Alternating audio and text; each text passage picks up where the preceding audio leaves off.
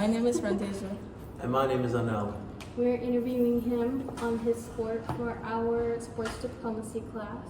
So our first question is, where were you born and what sport do you play? So I was born in Iceland and I play soccer. I played soccer all my life.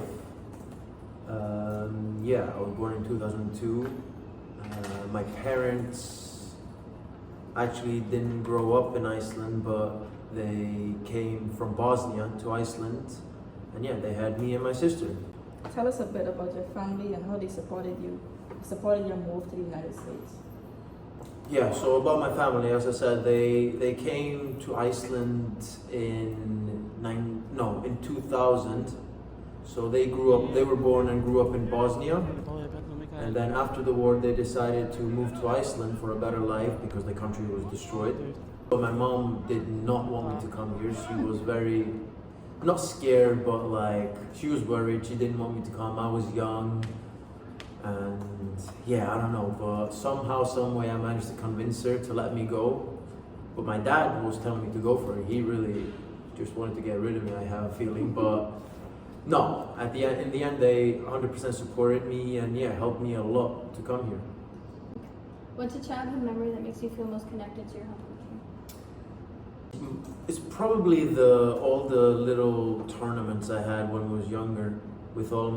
So when our team goes on like a 3-4 day trip to play a tournament, that's what connects me the most about Iceland, is those moments when I was maybe 10 to 12 years old with all my friends. We're traveling, we're sleeping in a hotel, having a tournament. Yeah, that's some of the best memories for me. How were you introduced to sports in general and the sport you play now? Well, I was introduced to sports at a really young age because my dad loved watching soccer. He was a big soccer fan, and it kind of grew on me when I was younger. I started playing soccer when I was in first grade, so I was 6 years old. That's when I started. But all my friends started before me. They all started while they were in kindergarten, but I didn't. Would you say it's a popular sport in Iceland? Oh yeah, it's by far the most popular sport. It's obviously, you have basketball, it's big, and handball actually. I don't know if you guys know what handball is, but no, soccer is by far the most popular and most watched and most played sport in Iceland. Were you recruited by St. Leo or did you choose St. Leo? I was recruited I had an agent. So it's actually a funny story how I got recruited here is, it was during COVID. I was just, playing video games with my friends, and, I had a team in Iceland, and I was getting my degree in the University of Iceland, and it was I didn't really enjoy it, and one of my friends just said, hey, why don't you try this college thing in America? And I was like, yeah, it sounds good, but I don't know, it seems like too much or too far and too hard to make it happen. But then, the next day, they brought it up again. I was like, why not try it? Reached out to an agent. Quickly after that, 2-3 weeks after that, he got me in contact with a bunch of coaches. I got a bunch of offers, so I got offers from Ohio, California, New York, and as soon as the offer from Florida came, I was sold. What was your immigration experience in the US like? What was my immigration experience? Like how people accepted me and stuff like that.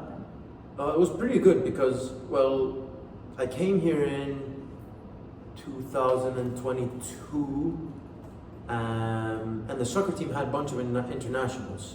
So I came here 10 days before school started to do a preseason, and I met my teammates. The coaches were amazing. So yeah, it was pretty easy for me to feel accepted and to feel at home because we had a bunch of international players. What's the biggest difference you would say between society here and Iceland, just in general? Wow, it's a big difference. Here, people are generally like to do a lot more small talk and chit chat. I'm not just people are nicer here. In Iceland, people are kind of it's a different tempo. I feel like also Florida is kind of you know, vacation vibes. You know, you come here, everyone's like, you know, relaxed, chilled, everyone's, you know.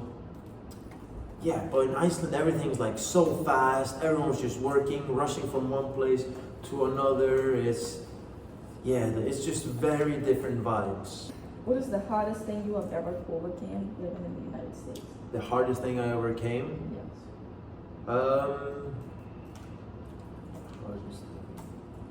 It was probably being away from my family for the first time.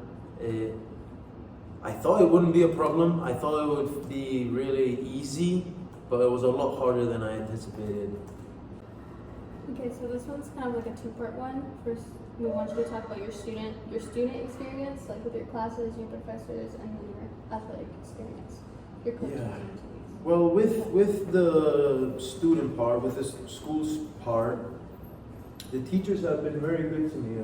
Like they help us a lot, especially if you create a personal relationship with them. They realize you're an international, and then also that you're a student, an athlete.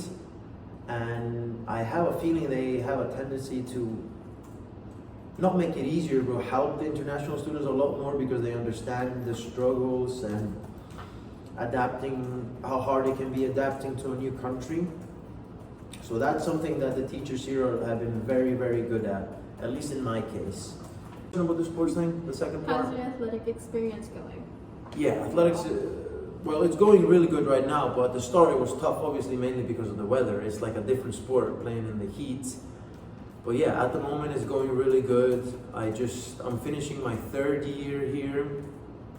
I'm gonna be a senior next year, which is crazy. It flew by really, really fast. But the unique thing about American soccer here, or the college system, is how short the season is. You know. Other than the heat and stuff that you talked about and the season being a lot shorter for soccer, is there any other like major differences like within like gameplay or game time or goals? Yes, it's a lot more intense here. A lot more intense. It's a lot more running, a lot more fighting, a lot scrappier. And the difference which shocked me was, so, you know, in football in Europe and all around the world, the timer goes, you start at 0 seconds and the timer goes up to 45 minutes and it's halftime. But in college soccer, the timer starts at 45 minutes and the clock counts down, which I was like, I couldn't believe it.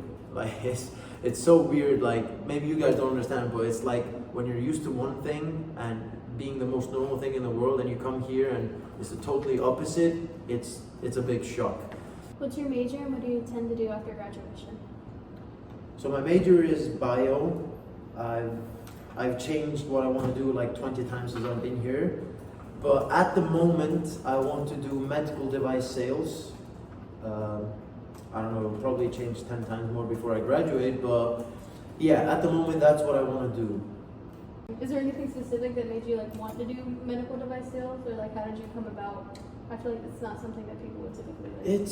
So my organic chemistry teacher brought it up in class and was saying one of his friends does it, and then he said his salary was around 75K a year, but then his commission was around 100K a year. And once I heard that, I was like, okay, that's what I want to do.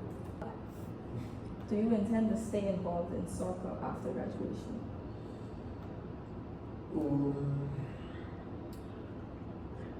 So my plan is to stay in America after graduation. And in Iceland right now, when I go home over the summer, I play for a professional team where I get paid. And when I come here, I don't play for money, it's just for scholarships. And I don't know if I want to go back to Iceland to work there. I would preferably want to stay in America and work here. And I'm not sure I want to play soccer after graduation because I don't think I can earn the money that I want playing soccer in America. I think I'll earn a lot more money just by focusing on my career with my job. If you could bring one thing from home to the US, what would it be? if I could bring one thing, it would definitely not be the weather, but let me see. I mean, I'd love it for my sister to be able to experience this. I think she would absolutely love this, but unfortunately, yeah, she was a very good player. She played for the Bosnian national team and played against she played against England, France. So yeah, she played for the national team, but then she had a unlucky injury with her ankle and had to have surgery on her ankle. So she was out for like 8 or 9 months, and after that she couldn't get back to the levels she used to be. So if that never happened, I would probably love to have my sister here. Is there a language barrier between Bosnia and Iceland? Oh yeah, it's two completely different languages. How far are they? Like as far as like Chinese and American English. It's like it couldn't be close. It's nowhere near the same. Okay. What keeps you motivated when things get tough on or off the field? I don't really like motivation because motivation is it can be up, it can be down. It's just no matter what your motivation is, you just need to do the stuff you need to do. So it's the consistency that matters more than the motivation.